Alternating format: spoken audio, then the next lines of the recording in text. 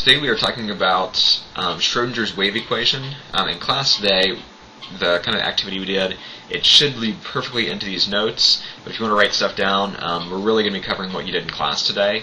You might just view this, you might not need to take notes on it, but it's just a recap of what we did in class today. Alright, so the Schrödinger wave equation is a differential equation, which is math that's past calculus, and Schrödinger is the guy that came up with it. And essentially, he wrote an equation that described both the particle and wave nature of the electron, which is what we talked in our last podcast. And then this is kind of a nice podcast between what we've talked about and where we're headed. Our next podcast is going to be on electron configurations. All right. So in 1926, he wrote an equation that described both the particle and wave nature of the electron. The wave function, and then this symbol right here is psi. All right, Greek letter psi, and it describes, one, the energy of an electron given a specific psi value, or psi function, and the probability of finding an electron in a volume of space. All right, and really this is what we say now as an electron cloud, but this describes what electron clouds look like and the probability of finding an electron in that electron cloud.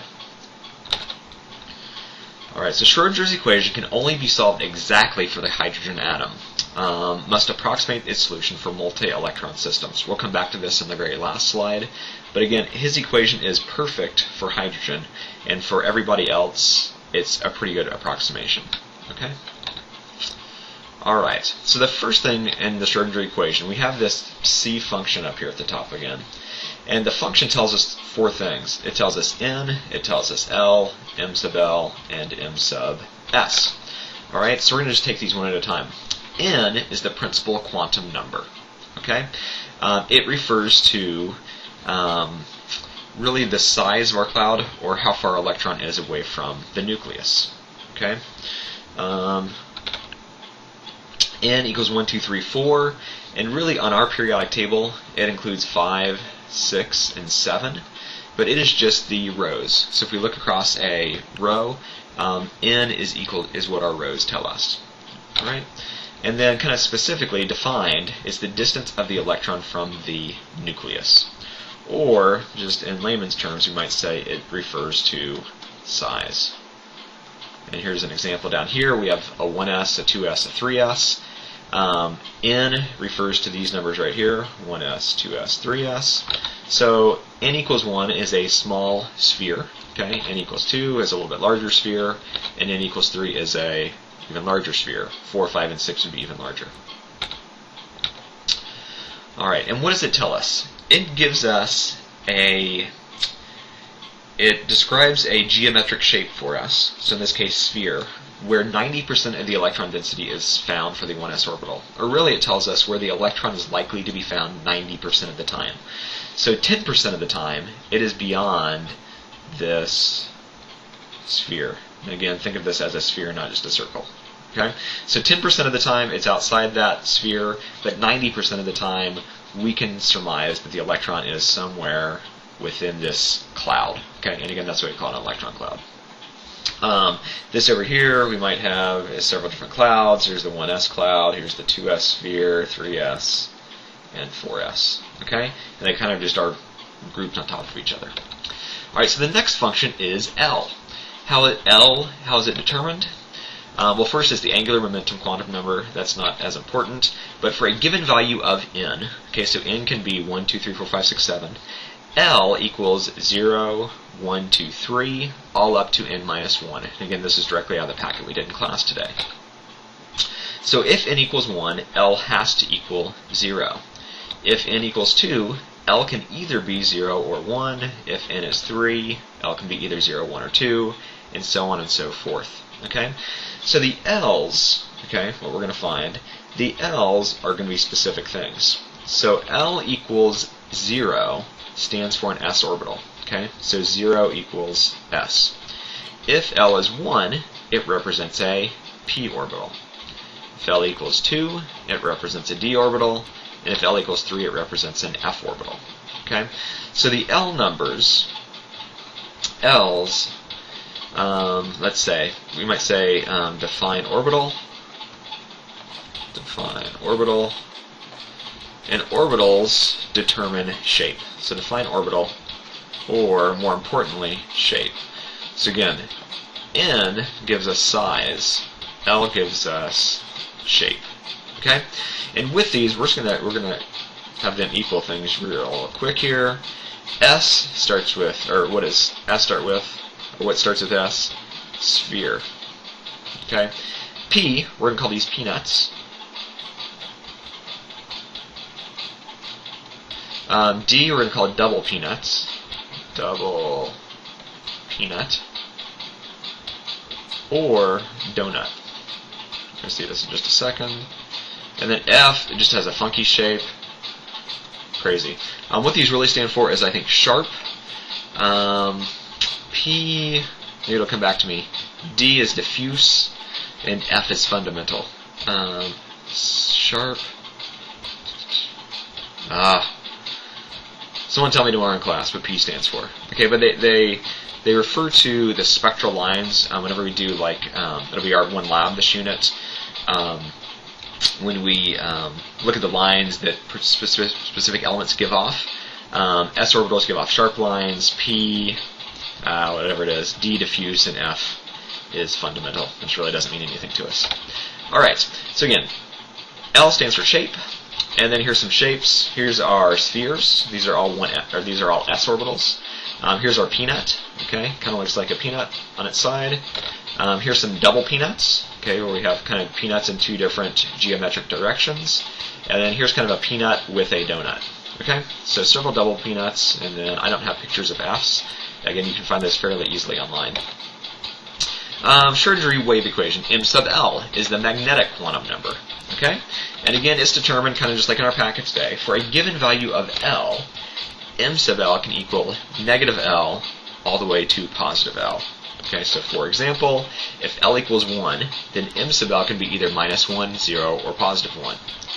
If L is 2, then it can be either negative 2, negative 1, 0, positive 1, or positive 2. And really what M sub L tells us is the orientation of the orbital in space. Okay, so it tells us orientation. So again, N is size, L is shape, M sub L is orientation. And again, if we look at these, for something like P, okay, P means L equals 1, or M sub L equals minus 1, 0, or positive 1. Okay? So how many different ways can we put this peanut in space? We can put it along the x-axis, we can put it along the y-axis, or the z-axis. So there's 3 different orientations we can have. Again, I think this goes on to say M sub L is minus 1 is the x, M sub L is 0 is the y, and M sub L equals 1 is the z. Okay? And likewise, if we look at our double peanuts, okay, it is when we have L equals 2. So M sub L can be minus 2, minus 1, 0, plus 1, or plus 2. And again, we have 5 different orientations around our axes.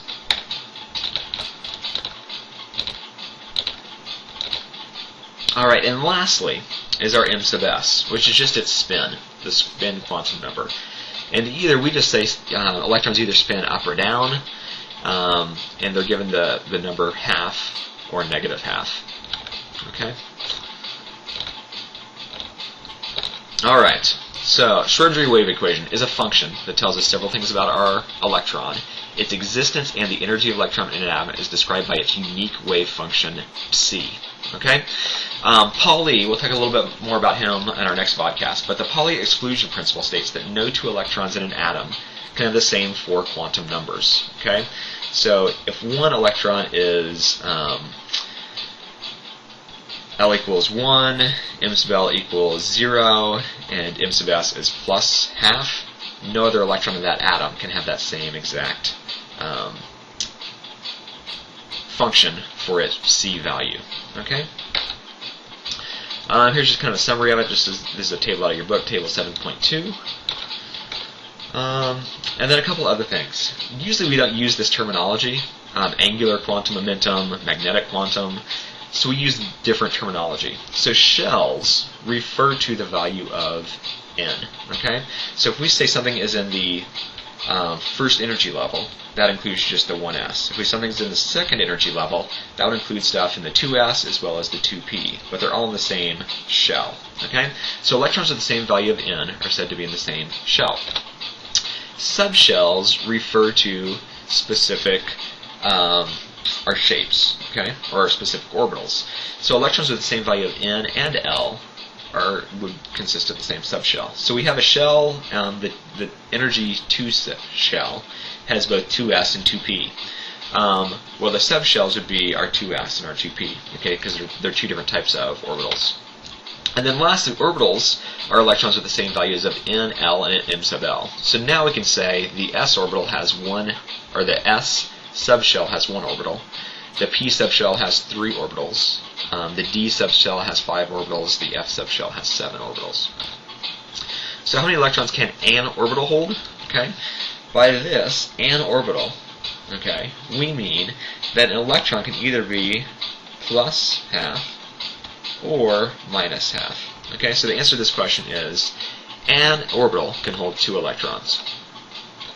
Okay, so it can either be n l m sub l half or n l m sub l negative half, but it can hold 2. How many 2p orbitals are there in an atom? Okay, so the 2 is kind of inconsequential, but p, what does p represent? P represents L equaling 1. That's the number 1. Okay, so how many m sub l's are there? Well, here we go. N equals 2, L equals 1. If L equals 1, then m sub l is negative 1, 0, or plus 1. So there must be 3 p orbitals. Okay? How many electrons can be placed in the 3d subshell? Okay, so this kind of requires a couple things.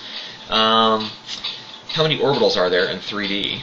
And then how many electrons are in an orbital? Okay, so there's 2 electrons per orbital. So really we just need to determine how many orbitals are there in 3d. Okay, so again, if we're talking about d, L is going to equal 2. So we're going to have minus 2, minus 1, 0, plus 1, plus 2, or we have 5 orbitals, and each orbital can hold 2 electrons, so we have a total of 10 electrons. Alright, and here's kind of where we started. Energy of orbitals in a single electron atom. So this is hydrogen. Okay, hydrogen has 1 electron. I guess it could also be, this would be kind of funky, but maybe helium plus 1. Okay, because it's lost an electron, so it has 1 left. But this is what it looks like, and you probably never saw this in general chemistry, but our energies are the same. So notice, because energy only depends on principal quantum number, n, that our 2s and 2p have the same energy. And we know that's not true from general chemistry. Our 3s, 3p, and 3d have the same energy, and the same is true of our 4s. Okay? But as soon as we introduce another electron, we start getting interference between our electrons. So what's going to happen if we have 2 negatives? They're going to repel each other, so it kind of screws up our energy levels. So the energy of orbitals in a multi-electron atom looks something more like this, where 1s has the least amount of energy, or requires the least amount of energy, 2s next least, and then 2p. Notice they're not on the same level anymore. They are not equal, okay, because of electrons repelling each other. 3s next last, 3p, 4s, and so on and so forth. And really that's where we're headed for our next vodcast, is electron configurations. We'll kind of talk about some hotels, but that is it. And enjoy your evening, and someone find out what P means. Sharp, P, diffuse, fundamental. Thank you and have a good night.